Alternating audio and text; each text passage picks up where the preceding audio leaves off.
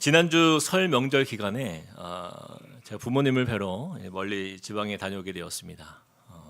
돌아오는 길에서 차 안에서 이제 저희 아이들이랑 같이 이제 이것저것 이런저런 얘기를 이렇게 하고 있었는데요. 저희 9살짜리 첫째 아들이 갑자기 이런 질문을 하였어요.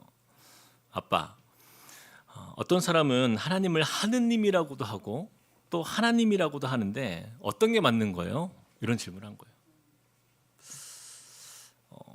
누가 목사 아들 아니랄까 봐 갑자기 쑥 그런 질문을 이렇게 들어왔는데 저는 이렇게 물어주는 아들이 너무나 기특하고 고맙더라고요. 그렇다면 여러분들은 어떠신지 한번 제가 묻고 싶어요. 만약에 혹시 여러분의 자녀가 혹은 주위에서 이 하나님과 이 하느님의 차이에 대해서 이렇게 질문을 한다면 여러분은 어떻게 대답해 주시겠습니까? 오늘 말씀과 이것이 연관이 있기 때문에 제가 좀 이 부분에 대해서 먼저 좀 나누기 원해요. 우리가 하나님을 하느님이라고 부르진 않죠. 네. 그 이유가 있어요. 하느님의 뜻은요, 하늘의 신을 의미합니다. 지금도 이제 카톨릭에서는 천주교에서는 하느님이라는 표현을 써요. 그래서 처음에는 그들이 천주님이라는 표현을 썼다가 이제 하늘천 주인주 이런 표현을 써서 하늘의 주인, 이 하느님이라는 단어를 사용했어요. 물론 이 표현이요 큰 문제가 있는 표현은 아닙니다. 그러나 왜 우리가 하나님을 하느님이라고 부르지 않고 꼭 하나님이라고 우리가 표현하게 되었을까? 이것은요, 여호와께서 택하신 하나님의 백성들에게 꼭 지키라 명령하셨던 바로 그 10계명 말씀, 우리 제1계명과 2계명 말씀에 연관이 있어요. 10계명의 1계명에서 우리에게 뭐라고 말씀하십니까? 출애굽기 20장 3절 말씀 우리 같이 한번 읽어봅시다. 시작. 너는 나 외에는 다른 신들을 내게 두지 말라. 이 말씀은요, 세상의 신은 오직 누구밖에 없다? 여호와 하나님밖에 없다라는 거예요. 다른 신들을 너희에게 두지 말라라는 표현을 했지만 사실 정확하게 표현하면요, 다른 우상들을 너희에게 두지 말라라는 뜻이에요. 세상에 하나님이 아닌 모든 것들은요 다 가짜 신입니다. 그것은 우상이다라는 거예요. 그래서 우리가 만약에 여호와를 하나님이 아니라 하느님이라는 표현을 쓰게 되면 한 가지 문제가 생겨요. 마치 세상에 수많은 신들이 존재하는데 그것을 인정하는 꼴이 되는 거예요. 세상에 많은 신들 중에서 우리가 하늘의 신을 믿는 것과 같은 그러한 문제가 그 안에 생기게 된다라는 거죠. 마치 그리스 로마 신화에 보면 굉장히 많은 신들이 나오잖아요. 그 가운데에서 가장 힘이 센 신이 누구예요? 제우스잖아요. 제우스. 그것과 같은 존재인 거예요. 그러나 우리가 믿는 하나님은요, 이 10계명의 말씀처럼 여호와 하나님 외에 다른 어떤 그런 것들도, 우상들도 다 신으로 우리는 절대 인정하지 않는다라는 거죠. 이것이 가장 중요한 핵심이에요. 여러분, 이 세상에서 참 신이 오직 여호와 하나님밖에 없음을 여러분 믿으십니까? 여러분, 이것을 우리가 믿는 거예요. 그것이 바로 유일신 사상이에요. 오직 하나님만이 하나님 되시고 나머지는 다 가짜 신입니다. 가짜예요. 사도행전에 등장하는 사도 바울이요, 그 유일한 참신이신 그 하나님을 모른 채 살아가는 세상의 수많은 우상을 섬기는 그 영혼들에게 복음을 전하기 위해서 오늘도 이제 그 발걸음을 옮기는 모습을 우리가 보게 되는 거예요. 그래서 오늘 본문 말씀에 보면 2차 선교 여행의 그 과정 속에서 우리가 지난주에 보았죠. 데살로니가를 이제 지나서 이제 베레아 지역에 머무른 그 이제 사도 바울 일행은요, 이제는 참으로 특별한 도시에 도착하게 됩니다. 바로 종교성이 가득한 도시, 그리고 신에 대한 갈망이 가득한 땅이라 일컫는 한 도시에 도착하는데 그 도시의 이름이 뭐예요? 바로 아덴이었어요. 아덴. 우리 함께 16절에서 17절을 같이 한번 읽어봅시다. 시작. 바울이 아덴에서 그들을 기다리다가 그 성에 우상이 가득한 것을 보고 마음에 격분하여 회당에서는 유대인과 경건한 사람들과 또 장터에서는 날마다 만나는 사람들과 변론하니. 여러분, 바울이 도착한 곳은 어디예요? 아덴이었다라고 이렇게 얘기하죠. 이 성의 특징이 있었어요. 그것이 16절에 보니까 그 성에는 무엇이 가득했다고요? 우상이 가득한 것을 보고, 우상이 가득한 도시였다라는 거예요. 먼저 이 아덴에 대해서 우리가 좀 살펴볼 필요가 있는데, 이 아덴은요 우리에게 너무나 유명한 도시입니다. 지금으로 말하면 그리스의 아테네가 바로 이 아덴이죠. 이 아덴은요 BC 5세기 이래로 유럽에서는 가장 주요하고 유명한 도시였어요. 그래서 사도 바울 당시에도요, 그 당시에도 세계적으로 가장 유명한 도시 중 하나가 바로 이 아덴이었다라는 거예요. 그래서 사도 바울은요 어려서부터 이 아덴의 그 소식을 들어왔어요. 너무 유명한 도시니까. 그래서 그에게는요 전혀 낯선 땅이 아니었습니다. 이 아덴은요 로마 제국에 의해서 합병이 되고 난 이후에도요 다른 식민 도시와는 달리 지적 독립성이 유지되었던 그런 도시예요. 특별한 도시예요. 여러분, 로마인들도 이 그리스의 이 아덴을요 함부로 대하지 않았어요. 왜냐하면 그들의 그 지식, 또 그들이 가지고 있는 그런 철학적인 사상, 이런 것들이 굉장히 수준이 높았기 때문에, 여러분 우리가 잘 아는 소크라테스나 플라톤이나 아리스토텔레스나 다 이와 같은 수많은 철학적 전통과 그 수준 높은 문학들, 그리고 그 시대를 대표하는 그 예술들이 다 응집돼서 모였었던 곳이 바로 이 아덴이었다라는 것이죠. 그래서 로마 제국의 지적 중심지로 그 아테네를 명하고, 그곳을 통해서 로마 사람들은 굉장한 그 땅에 대한 자부심을 가지고 거기를 지배하고 있었다라는 것이에요. 그래서 이 사도 바울 당시에도 세계 수많은 관광객들이 이 아덴을 구경하기 위해서 먼 곳에서부터 찾아오는 그런 유명한 명소였다라는 것입니다. 한번 사진을 볼까요? 여러분, 이 사진에서 보는 것처럼 아덴의 상징인 여기가 아크로폴리스예요. 이 아크로폴리스는요 그 의미가 높은 언덕에 세워진 도시라는 의미가 있어요. 여러분 보시면 이렇게 높은 곳에 세워져 있죠. 근데 이곳에 세워진 신전이 있습니다. 가장 유명한 신전, 세계 7대 불가사의 중 하나인 바로 파르테논 신전이에요. 그리스 아테네의 상징이라 할 수 있는데, 이 파르테논 신전 안에는 화면을 보시면 거대한 금과 상아로 된 여신상이 서 있어요. 이 여신상의 이름이 바로 아테네입니다. 아테네. 이 우상의 번쩍이는 그 창끝이요, 그 당시에, 사도 바울 당시에 64km 떨어진 곳에서도 볼 수 있을 만큼 고대 신전 중에서는 가장 큰 규모였다라고 이렇게 역사는 기록하고 있어요. 그래서 여러분, 평창 올림픽 때 유심히 보신 분들은 아실 수 있는데, 그 보통 우리가 올림픽 시작할 때 성화봉송을 하잖아요. 그것이 어디서 출발하죠? 그리스죠. 더 정확하게 말하면 그리스 올림피아에서 그것이 시작이 돼요. 그러면 그 성화가 시작해서 마지막 그 그리스 안에서 도착하는 마지막 코스가 어디냐면은 바로 이 아크로폴리스예요. 바로 이 파르테논 신전까지 와서야 성화 봉송이 이제 그리스에서 맞춰지고, 거기에서 올림픽 개최지로 이제 전달이 될 만큼 가장 세계적으로 유명한 성지가 바로 이 아덴이었다라는 것입니다. 그래서 어떤 이는요 이렇게까지 얘기해요. 죽기 전에 꼭 한번 봐야 할 세계 건축물 중에 하나가 바로 이 파르테논 신전이다라고 이렇게 이야기까지 해요.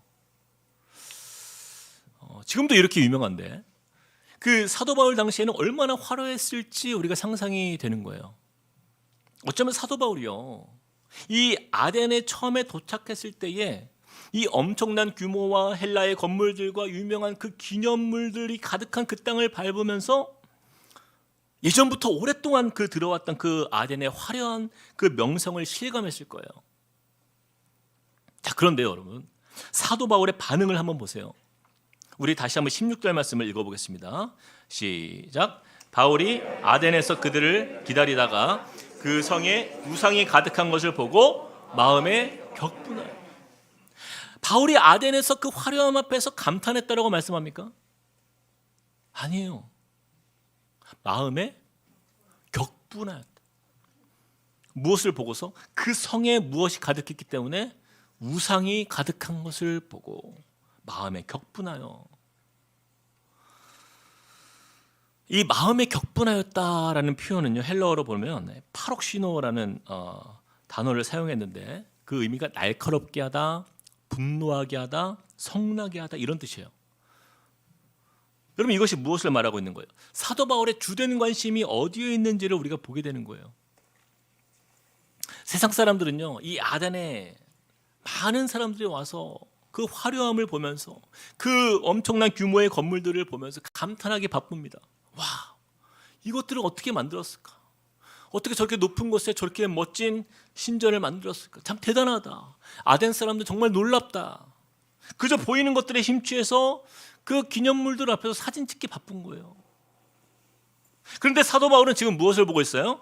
그 수많은 화려한 건물들을 바라보지만 이 모든 것들이 무엇을 위해서 만들어졌는지, 또 그는 이 모든 것들이 무엇을 위해 사용되어지고 있는지를 잘 알고 있었어요. 바로 그리스의 신들이라 불리는 그 우상들을 위하여 만들어진 그 신전들이었기 때문에 사도 바울은요, 그 우상을 위하여 얼마나 많은 사람들이 그 시간들을 허비하였고 또 얼마나 많은 사람들이 그것 때문에 희생하였고 그렇게 건물을 만들었는지, 이 우상에 사로잡힌 이 아덴 사람들의 거짓된 우상, 그 가짜 신을 향한 열정, 이것들을 바라보면서 그냥 안타까운 마음이 가득했다라는 거예요. 그리고 우상 숭배를 조장하는 그 악한 그 사단의 역사가 이 땅을 지배하고 있는 그 현상을 바라보면서 사도 바울의 마음에는요, 거룩한 분노가 치밀어 오를 수밖에 없었다라는 것입니다. 제가 17년 전에 이제 결혼했을 때 신혼여행을 갔는데요, 태국의 파타야에 갔습니다. 신혼여행을 그곳으로 간 이유는 단 한 가지예요. 싸서 갔습니다. 여러분, 가난한 전도사 신분으로 해외여행, 신혼여행 가는 것만 해도 감사한 거예요. 그래서 이제 여행사에서 이 정도 가격에 갈 수 있는 곳이 어디입니까? 했더니 여기입니다. 해서 거기로 간 거예요. 그렇게 신혼여행을 이제 태국으로 갔는데, 첫날 이제 이곳저곳을 이렇게 돌아보잖아요. 관광을 하는데 제가 너무나 충격을 받았어요. 가는 곳마다 막 게이가 판을 치고 온갖 술집들, 정말 뭐 매춘 음란이 가득한 그러한 곳, 정말 곳곳에 뭐 불교 사원만 둘러싸여 있고 정말 선한 것을 찾아볼 수가 없는 거예요. 모르겠어요. 가이드가 이렇게 우리를 인도하면서 뭐 그런 것만 보여줘서 그런지 모르겠지만 그냥 즐거워야 할 그 신혼여행 첫날, 물론 맛있는 음식도 먹었고 또 멋진 곳도 구경했지만 굉장히 마음이 불편했어요. 태국 관광을 하면서 정말 마음이 힘들었어요. 저는 아내나 이제 해외여행을 가본 곳이 다 단기 선교밖에 없어요. 그래서 신혼여행도 꼭 단기 선교를 온 기분 같았어요. 그래서 너무나 안타까운 마음에 이 첫날 밤에 분위기를 잡아야 되는데 이 우상과 음란이 가득한 이 태국을 변화시켜 달라고 우리 아내랑 같이 손을 잡고 그 땅을 위해서 중보하며 기도했던 기억이 납니다. 저도 제가 신혼여행을 온 건지 이게 단기 선교를 온 건지 좀 목회자다 보니까 굉장히 헷갈립니다. 근데 저는 한 가지 믿어요. 하나님께서 정말 그 땅을 바라보시면서 하나님의 마음이 어떠했을까, 그것을 헤아리고 그 마음을 대변해서 함께 기도하는 우리 부부의 기도를 하나님 받으셨겠다라는 생각은 들었어요. 사랑하는 성도 여러분, 저는 우리 함께 꿈꾸는 교회 성도님들이요, 어디를 가든 무엇을 보든 그냥 세상 사람들처럼 그냥 겉으로 보여지는 껍데기의 화려함만을 보지 말고요, 그 땅을 향한 하나님의 그 마음을 느낄 수 있는 사람, 그 영혼들을 향한 하나님의 마음을 대변할 수 있는 영의 사람이 되길 축복합니다. 이야기가 나온 김에 제가 한 가지 경험한 또 다른 이야기를 나누면요, 제가 미국에 있을 때 일이었어요. 한국에서 이제 손님들이 오거나 혹은 이제 뭐 유학생들, 교회 학생들 데리고 가끔씩 그 미국 서부에 있을 때 그랜드 캐년을 몇 번 갔어요. 근데 여러분들 아시겠지만 그랜드 캐년이 어떻습니까? 세계에서 가장 경관이 뛰어난 협곡이 있는 곳이라고 하잖아요. 저도 처음에 그곳에 갔을 때 지금도 기억이 나요. 정말 보면서도 믿겨지지 않을 만큼 어마어마합니다. 그 협곡의 깊이가 1.5km예요. 그리고 여러분 상상이 되시나요? 낭떠러지예요. 1.5km의 낭떠러지 벼랑 끝에 서보는 기분이 여러분 어떨까? 그리고 그 협곡의 길이가 무려 445.8km. 그러니까 우리나라로 따지면 서울에서 부산까지 거리가 500km라고 보통 보는데 거의 우리나라만한 협곡인 거죠. 그렇죠? 그 자체가.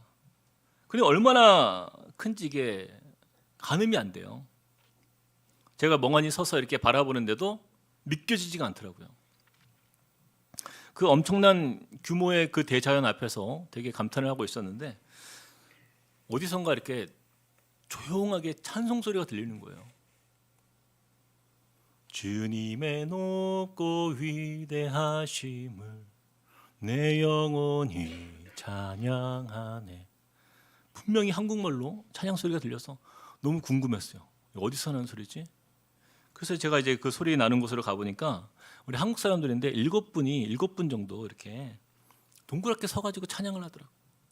목소리도 크지도 않아요. 그냥 작은 목소리.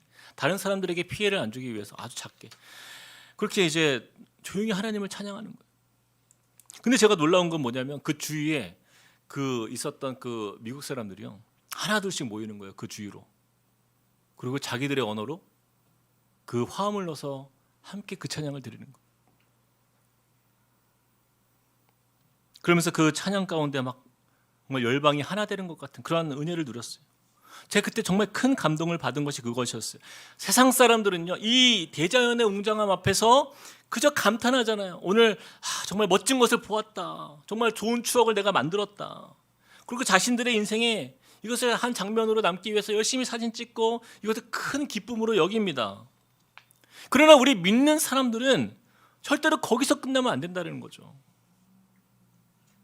우리가 어디서 무엇을 보아도 무엇을 누려도 또한 어떤 것을 경험할지라도 우리의 마음의 시선은요, 이 천지만물의 주제이시며 살아계신 하나님의 그 위대하심이 그때마다 고백되어지는 것. 저는 그것이 우리 믿는 하나님의 사람의 저는 모습이라고 생각해요. 근데 여러분 사도 바울이 그랬어요. 그는 어려서부터 들어왔던 그 아덴의 명성을 잘 알고 있었어요. 그 많은 대단한 유명한 건물들이 눈에 보였어요. 하지만 그는요, 그냥 세상 가운데에서 그냥 보여지는 그 겉모습만 바라보지 않고 이 천지 만물의 주제이신 하나님을 그는 먼저 생각했던 거예요.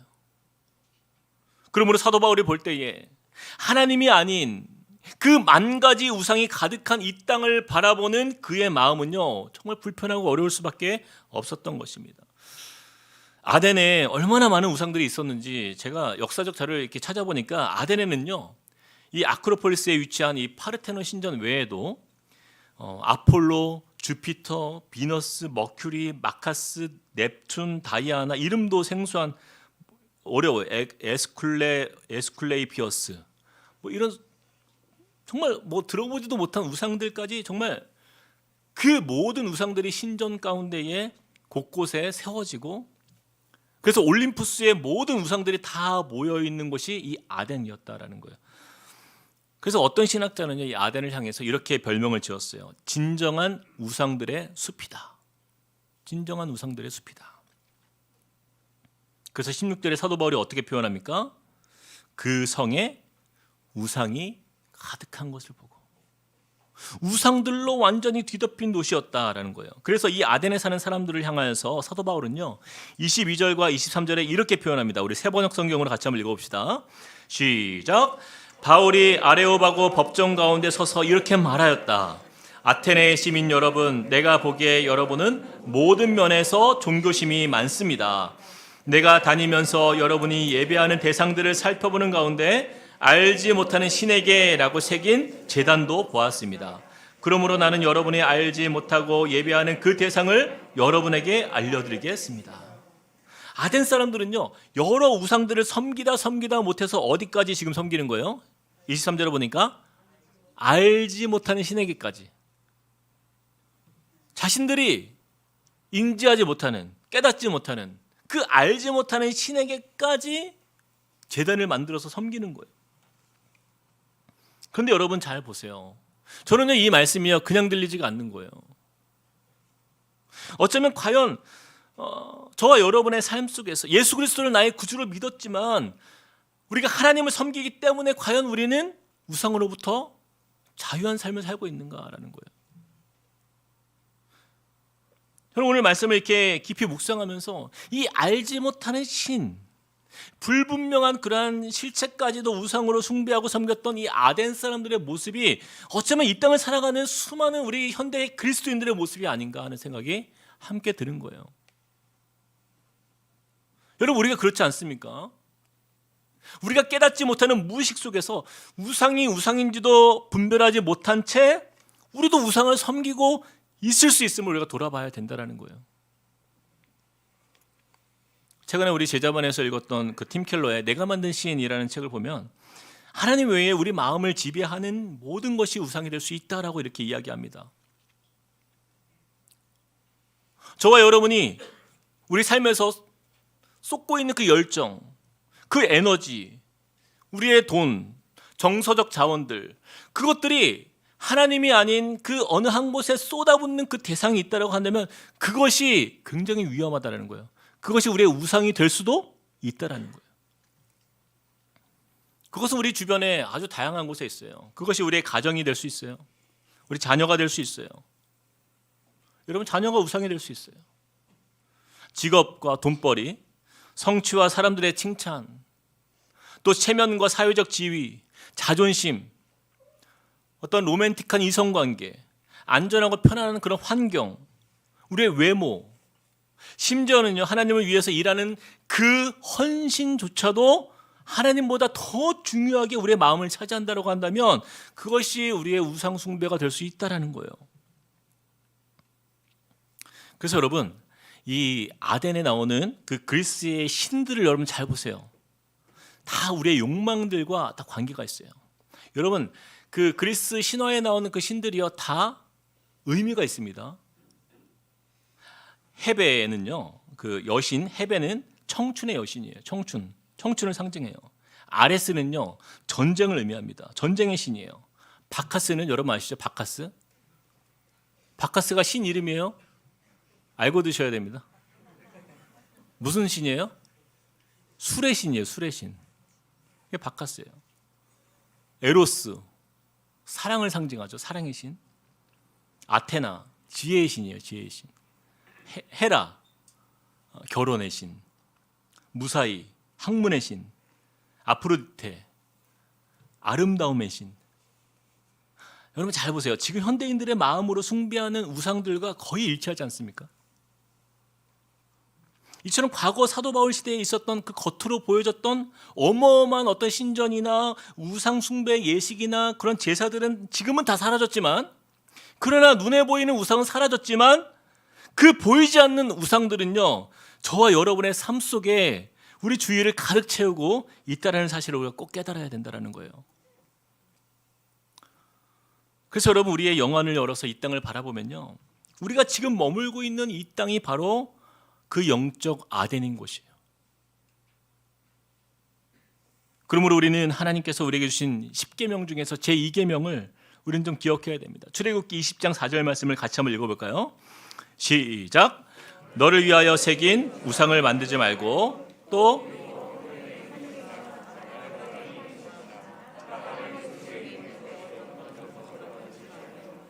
십계명 중에서 제2계명에서 이렇게 말씀합니다. 우상을 만들지 말라.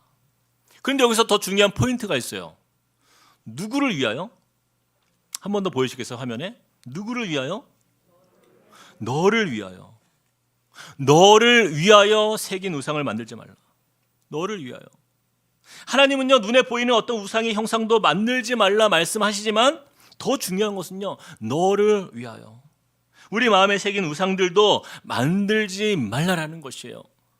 하나님을 위하여 내가 있는 것이 아니라 나를 위하여 하나님을 이용하는 사람, 나를 위하여 하나님보다 더 소중하게 여기는 그 모든 존재를 우리의 우상이 될 수 있다는 것을 우리에게 경고하는 거예요. 제가 종종 이런 질문을 받아요. 목사님, 그러면 우리가 세상을 살면서 세상의 것들을 사랑하거나 즐기면 그것이 다 우상입니까? 여러분 분명히 말씀드리지만요 우상의 개념은 절대 그런 것이 아니에요. 여러분 잘 보세요. 창세기 1장 28절 말씀. 우리 같이 한번 읽어봅시다. 시작. 하나님이 그들에게 복을 주시며 하나님이 그들에게 이르시되 생육하고 번성하여 땅에 충만하라. 땅을 정복하라. 바다의 물고기와 하늘의 새와 땅에 움직이는 모든 생물을 다스리라 하시니라. 하나님은 하나님의 형상대로 지음받은 우리에게 이 세상에서 어떻게 하라고 말씀해요? 충만하고 정복하고 다스리라 말씀하셨어요. 그것이 어떤 권위예요? 세상의 권위가 아니에요. 하나님께서 명하신 그 하나님의 말씀의 권위예요. 하나님의 말씀의 순종함 가운데에서 우리가 세상을 다스리라 말씀하셨어요. 그런데 우리 마음에 우상이 자리 잡기 시작하면요, 하나님의 명령이 보이지가 않아요. 그때부터 하나님의 말씀이 들리지가 않게 돼요. 왜요? 그 우상의 다스림을 받기 시작하기 때문이에요. 우리의 기준이 달라지기 시작하는 거예요. 다스리라고 주신 세상의 것들이 우리가 인식하지 못하는 사이에 저와 여러분의 귀와 눈을 막기 시작하는 거예요. 정작 하나님의 말씀은 들리지가 않아요. 보이지 않게 되는 거예요. 우리 마음을 지배하는 일들이 일어나기 시작하는 거예요. 하나님의 말씀만 들어야 될 우리의 인생이, 하나님의 인도하심을 받아야 될 우리의 인생이 그때부터는 그 우상에 의해서 그것에 우리가 영향을 받으면서 거기에 다스림을 받는 인생으로 변해가는 거예요. 잠깐 제 이야기를 좀 나누면, 제가 이제 목회자가 되기 이전에 제가 세상에 살 때, 그때는요 저의 우상은요 돈이었어요. 어렸을 때부터 이제 집이 가난했으니까 저는 나중에 커서 돈을 많이 벌면 그것이 성공이라고 생각했어요. 제가 모태신앙이었거든요. 교회 생활도 열심히 했어요. 충실하게 했어요. 근데 커가면서 커갈수록 세상에서 살아남기 위해서는 정말 돈이 중요한 거구나, 그런 생각이 마음에 자리 잡기 시작하는 거예요. 근데 그때는 몰랐어요, 그것이. 나중에 깨닫고 보니까 그것이 나에게 우상이었구나. 그래서 제가 대학 다닐 때는요 아르바이트를 막 4개 5개씩 했어요. 그렇게 번 돈으로 남들보다 마치 잘 사는 사람처럼 보이기 위해서 막 자신을 치장하고 허세 부리고 겉으로 보이는 그런 것들에 그냥 내 시간과 물질을 낭비했던 그런 시절이 저에게 있어요. 지금 그때를 생각하면 너무 부끄러워요. 사실 솔직한 제 심정이요, 그때 그냥 그 돈의 우상이 내 마음에 가득했기 때문이에요. 마치 삭개오가 부자가 되기 위해서 수단과 방법을 가리지 않고 불의한 그 세리장의 일까지도 서슴지 않고 그가 돈을 모았잖아요. 근데 어느 날 제가 말씀을 보는데 그 삭개오의 모습이 저의 모습이더라고요. 근데 여러분, 우리가 잘 알다시피 삭개오에게 누가 찾아오십니까? 예수님이 찾아오셨잖아요. 삭개오가 찾아간 게 아니에요. 예수님이 삭개오를 만나러 오신 거예요. 그런 저에게도 예수님께서 찾아오셨어요. 제 마음을 터치해 주셨는데, 그때 제 마음에 깊은 깨달음이 있었던 것이 이것이었습니다. 내가 그동안 예수님을 나의 주인으로 그렇게 알고 있었는데 내 삶의 진짜 주인은 예수님이 아니었구나. 내가 무엇을 두려워하고 있는지, 내가 마음에 정말 무엇이 나에게 가장 소중한 가치였는지를 주님이 선명하게 보여주시는 거예요. 내가 그동안 예수님을 섬긴다라고 말을 했는데 내 마음에는 예수님이 아닌 것들로 가득 차 있는 거예요. 그런데 그때 제가 그렇게 대학을 졸업하고 직장을 다니면서 하나님을 알아가면 알아갈수록 더 놀라운 것이 무엇이냐면, 내 마음에 돈의 우상만 있었던 게 아니었더라고요. 사람들의 관심의 우상, 허영의 우상, 인정받고 싶은 그 욕심의 우상, 세상 명예의 우상, 성공의 우상까지, 정말 나는 그토록 순수하게 내가 믿음으로 살았다라고 살면서 고백했던 나의 삶의 모습이 다 포장이었고, 내 안에 있었던 진실한 내 마음의 그 모습이 깊은 곳에 있는 것들을 살펴보니까 어느덧 정말 우상들로 가득 차 있는 나의 모습을 더 발견하게 되는 그런 시간들이 있었어요.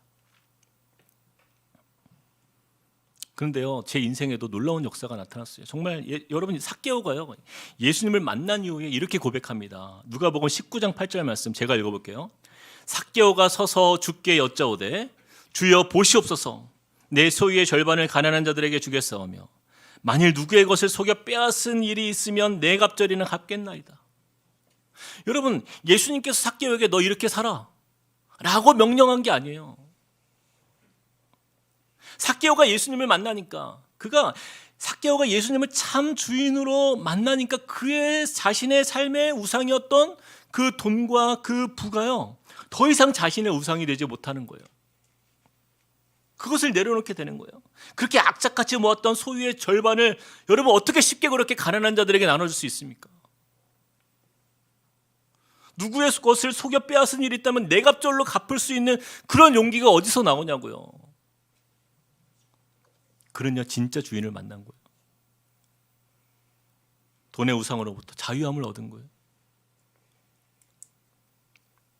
그런데 이 은혜가요 저한테도 일어나더라고요.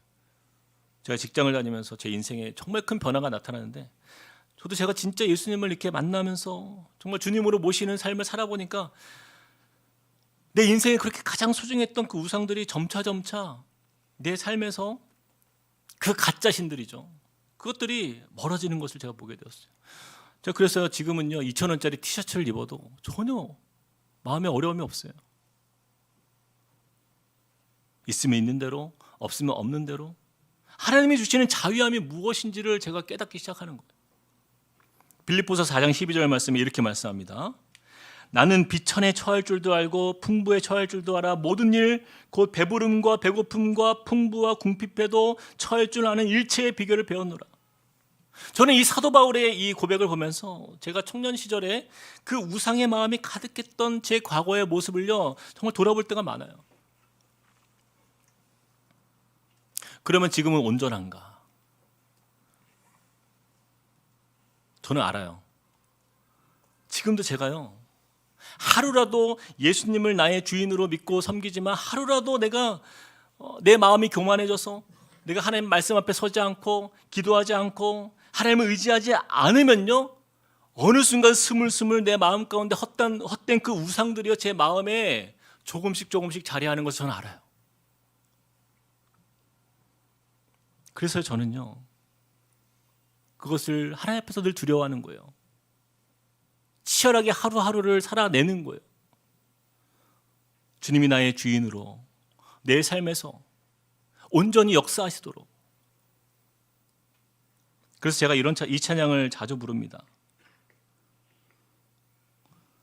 내가 주인 삼은 모든 것 내려놓고 내 주 되신 주 앞에 나가 내가 사랑했던 모든 것 내려놓고 주님만 사랑해. 우리 한번 불러볼까요? 내가 주인 삼은 모든 것 내려놓고 내 주 되신 주 앞에 나가 내가 사랑했던 모든 것 내려놓고 주님만 사랑해. 주 사랑 거친 풍랑에도 주 사랑 거친 풍랑에도 깊은 바다처럼 나를 잠잠케 해. 주 사랑 내 영혼의 반석 그 사랑 위에 서리. 사랑하는 성도 여러분, 제가 잠시 저의 부끄러운 그 과거의 모습을 좀 나누었는데요, 여러분 우상은요 처음부터 우리의 삶에 그렇게 큰 자리를 차지하며 들어오지 않아요. 처음에는 별것 아니다 생각했던 것들이 우리 마음의 깊은 곳에 자리 잡기 시작합니다. 또 그것이요 그렇게 조금씩 자라나는 거예요. 어느덧 나도 인지하지 못하는 그런 사이에 점점 하나님의 자리를 훔치는 일들이 우리에게 일어나게 된다는 거예요. 우리가 지금 이렇게 겉으로는 아름답게 옷을 입고 또 이렇게 좋은 성도들과 함께 그 사이에서 예배를 드리지만요, 우리 내면의 마음 깊은 곳에서는요, 하나님을 그 모신 자리에 하나님이 아닌 다른 것들이 차지하게 되는 그런 안타까운 일들이 이 세상 가운데, 또 우리 가운데 분명히 있음을 여러분 기억하시길 바랍니다.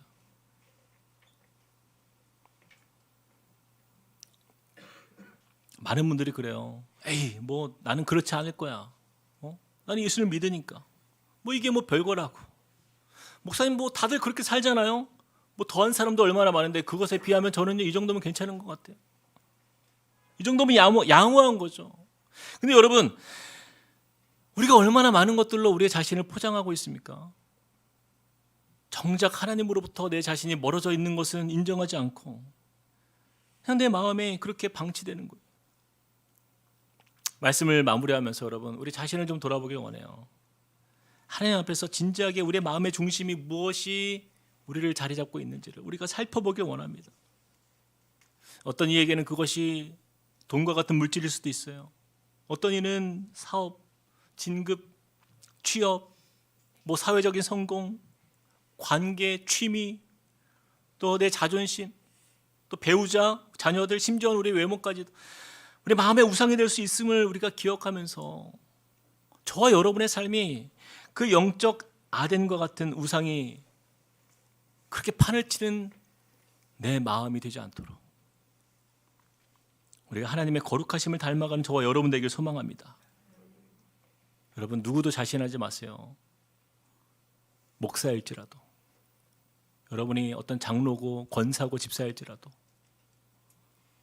우상이 우리 마음에 자리 잡기 시작하면 그때부터 마음이 굳어지는 거예요.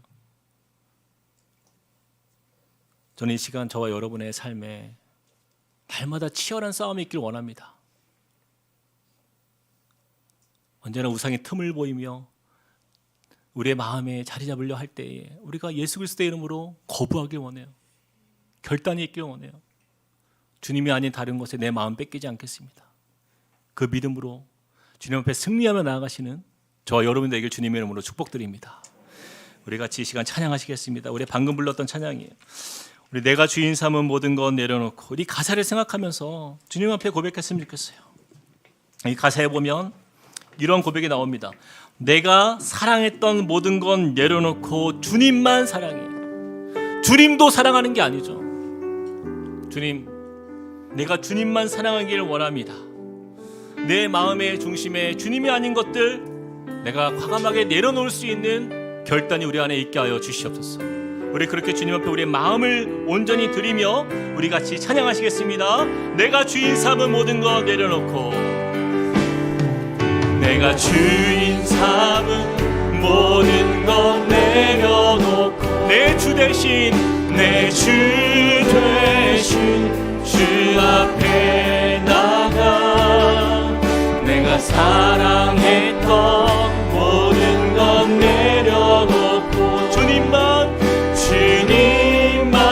사랑해. 한 번 더. 내가 주인 삼은 모든 것, 내가 주인 삼은 모든 것 내려놓고 그 우상들을 제거하며 주님이 나의 참 주가 되심을 고백하며 선포합시다. 내가 사랑했던 모든 것 내려놓고 주님만 사랑했습니다. 주님, 이것이 우리의 고백입니다. 나를 받아주옵소서. 주 사랑, 주 사랑, 거친 풍랑에도 깊은 바다처럼 나를 잠잠케 해. 주 사랑,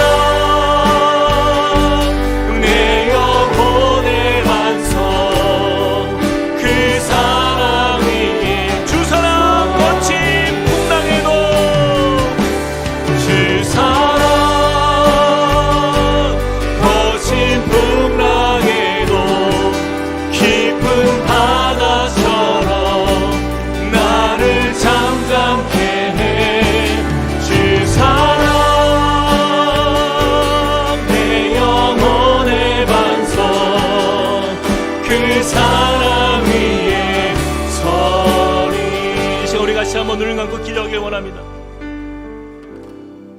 여러분, 그 누구도요 주님 앞에서 자신할 수 없는 거예요. 우리의 인생은요 그렇게 연약한 것입니다. 그것이 목사라 할지라도요, 저같이 목회자가 되었다 할지라도 여러분 한순간이에요. 그 우상이 마음에 자리 잡기 시작하면요, 그것은요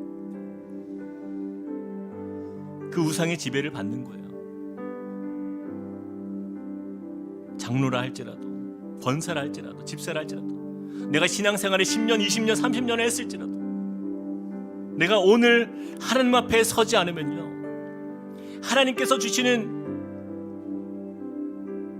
그 권면과 책망과 하나님의 바르게 하시는 그 교훈을 우리가 듣지 않으면 우리는요 그렇게 교만해지는 거예요. 그 우상 속에서 살아가는 거예요. 겉으로 볼 때는 믿음의 사람처럼 잘 사는 크리스찬처럼 보이지만 그 속은 다 아덴과 같이 영적인 아덴이 되어서 우상들이 가득하고, 사도 바울이 아덴에 도착했을 때 그가 경험했던 그 거룩한 분노가 예수님께서 우리의 마음에 찾아오셔서 우리의 마음을 들여다보실 때에 어쩌면 그러한 모습이 우리의 모습일 수도 있어. 이 시간 좀 결단하길 원합니다. 마음의 우상을 제거하기 위해서는요 손해볼 결단이 있어야 돼요. 하나님 주님이 아닌 다른 것에 내 마음 빼앗기고 내 시간 빼앗기고, 하나님 그것 때문에 내가 주님을 바라보지 못하도록 어느 순간부터 내가 거기에 지배되고 있는 그런 인생이라고 한다면, 하나님 오늘 이 시간 우리 예배를 통하여서 하나님 내가 깨어지길 원합니다. 변화되길 원합니다. 우상을 제어하길 원합니다. 주님 내 마음에 역사하여 주시옵소서. 우리 같이 한번 기도하며 주 앞에 나가시겠습니다. 사랑과 은혜 하나님 주님을 의지하며 믿음으로 나아갑니다. 하나님 주님께서 우리의 삶의 주인 되심을 고백합니다.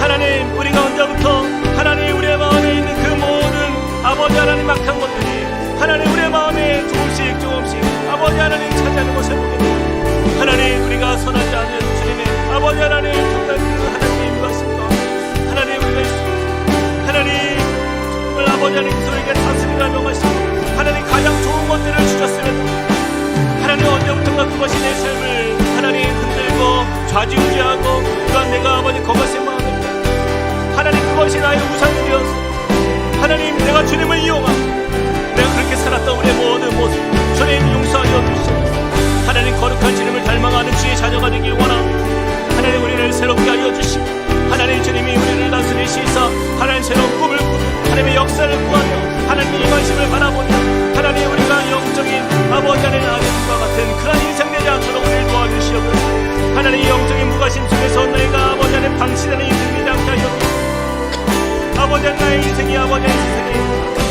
하나님 축복되어 살아가는 날 하나님 정말 그렇지 않고 주님 거룩하신 주님의 뜻을 따라서 말씀으로 하나님 믿음으로 서게 하여 주시옵소서. 하나님 우리가 주님의 주인 되심을 바라봅니다.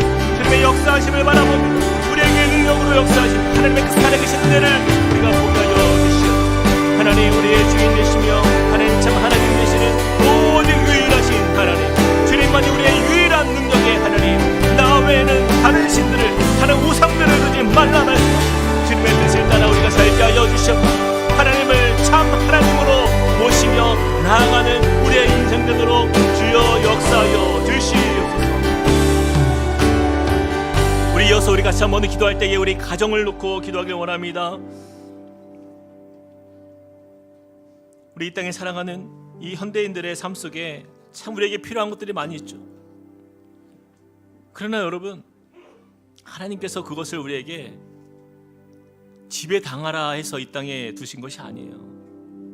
그것을 우리가 통제할 수 있어야 되고 또 하나님의 말씀 안에서 다스릴 수 있는 능력이 있어야 됩니다. 우리 배우자를 위해서, 우리 자녀들을 위해서, 우리 부모님을 위해서 우리 같이 한번 기도했으면 좋겠어요. 하나님 세상의 것에 지배당하는 인생 되지 않게 하여 주시고 하나님께서 세우신 주님의 믿음의 사람으로 서서 하나님 주님의 말씀 앞에 반응하며 이 세상 가운데 능력이 있는 그 우상들을 향하여서 하나님 담대하게 그것을 하나님 분별해낼 수 있는 능력의 사람, 영적인 사람, 그렇게 깨어있는 주님의 백성으로 하나님 우리 가정이 일어서게 하여 주시사 우리의 가정이 영적 아덴과 같은 모습이 아니라 영적 천국과 같은 하나님의 나라가 임하는 주의 가정 될 수 있도록 인도해 달라고 우리 같이 한 번 더 기도하며 주 앞에 나가시겠습니다. 사랑의 하나님 주님 역사하여 주시옵소서. 하나님의 가정을 주 앞에 올려드립니다. 하나님 주님의 일하심을 바라봅니다. 하나님 주님께서 우리 각 가정들에게 하나님 주신 하나님의 그 사랑과 은혜를 바라봅니다. 하나님 주님께서 우리 가운데 베푸시고 역사하시며 하나님 임하실 주님의 그 뜻을 우리가 기대하며 나아갑니다. 하나님 영적 아덴과 같은 하나님 그러한 영적인 불못 하나님 그러한 아버지 우상들로 가득한 우리 가정 되지 않게 하여 주시고 하나님 온전히 주님만을 섬기며 하나님을 사랑할 수 있고 하나님의 능력 안에 거하는 믿음의 가정들이 되도록 하나님 역사하여 주시옵소서. 주님의 나라를 꿈꾸는 하나님 믿음의 가정들이 되길 소망합니다.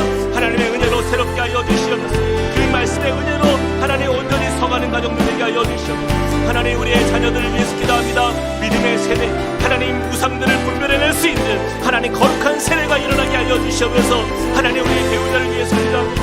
하나님 우리의 남편들이 이 세상에 살지만 하나님 그 직장과 사업과 하나님 현장 가운데에서 하나님 그들의 아버지 하나님 모든 삶에 하나님 주도권이 세상에 있지 않게 하여 주시옵소서.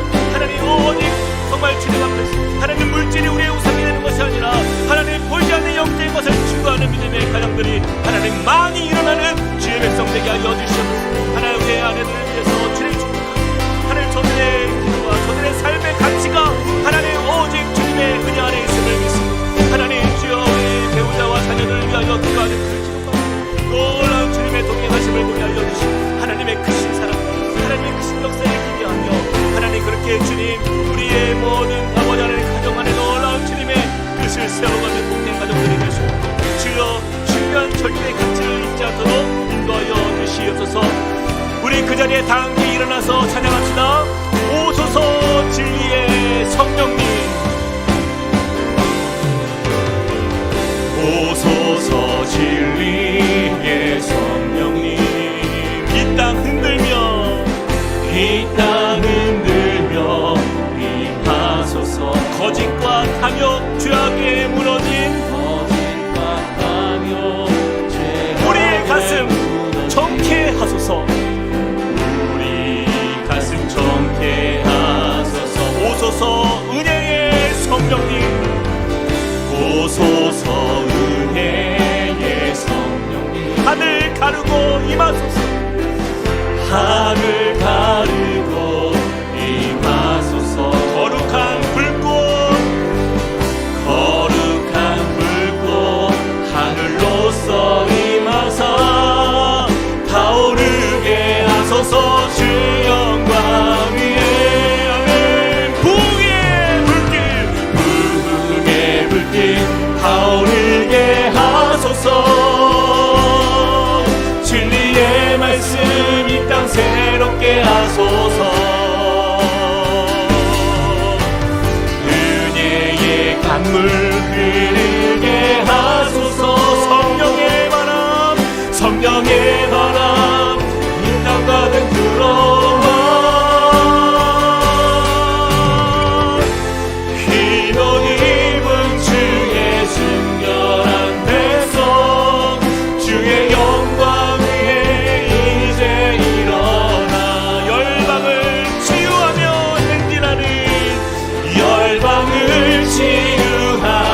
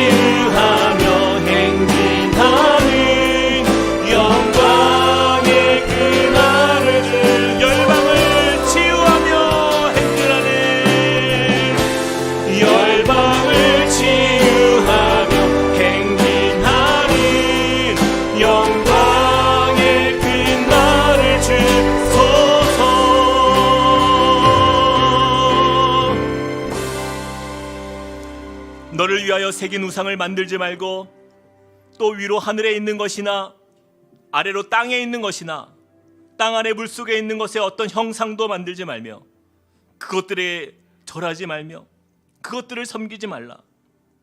나 내 하나님 여호와는 질투하는 하나님인즉 나를 미워하는 자의 죄를 갚되 아버지로부터 아들에게로 3, 4대까지 이르게 하거니와 나를 사랑하고 내 계명을 지키는 자에게는 1000대까지 은혜를 베푸느니라. 사랑의 하나님, 오늘 말씀을 통하여서 어쩌면 우리의 삶이 주님을 섬긴다 하고 또 예수 그리스도를 나의 주인으로 모셨다 하지만 그러나 세상의 수많은 우상들이 우리의 마음에 가득했던 것을 또한 인정합니다. 하나님, 주님만 모시고 주님만 섬기며 주님만 예배해야 되는 인생임에도 불구하고 어느덧 정말 주님이 계셔야 될 그 자리에 세상의 우리의 욕심과 욕망과 우리의 탐욕과 우리의 정욕과 우리 세상의 수많은 것들이 감추어진 채 그렇게 하나님 우리의 마음 가운데 자리 잡았던 우상들로 그렇게 있었습니다. 주님, 이 시간 주님 앞에 간구하며 나아간 주님의 백성들의 삶 속에 모든 우상들이 제거되고 이제는 주 앞에서 자유함을 입고 하나님을 온전히 섬기며 예배하는 거룩하고 순결한 주의 백성으로 설 수 있도록 우리를 축복하시고 우리의 가정을 회복시켜 주시옵소서. 그리고 하나님의 나라가 임하고 천국과 같은 주의 백성으로 하나님 우리의 가정들이 그렇게 아름답게 주님 앞에 서가는 역사를 또한 보도록 주님 축복하여 주시옵소서. 이제는 우리 주 예수 그리스도의 은혜와 하나님 아버지의 크신 사랑과 성령님의 감동 감화 교통하심이 오늘 말씀을 통하여서 내 마음에 자리 잡았던 모든 우상들을 제거하고 오직 주님의 나라, 주님의 영광 안에 거하며 하나님의 다스리심 안에서 자유함을 얻고 하나님을 예배하며 주님만 섬기는 주님의 백성들 머리 위에 그리고 그 가정과 함께 꿈꾸는 교회 위에 이제로부터 영원토록 함께 하시기를 간절히 축원하옵나이다. 아멘.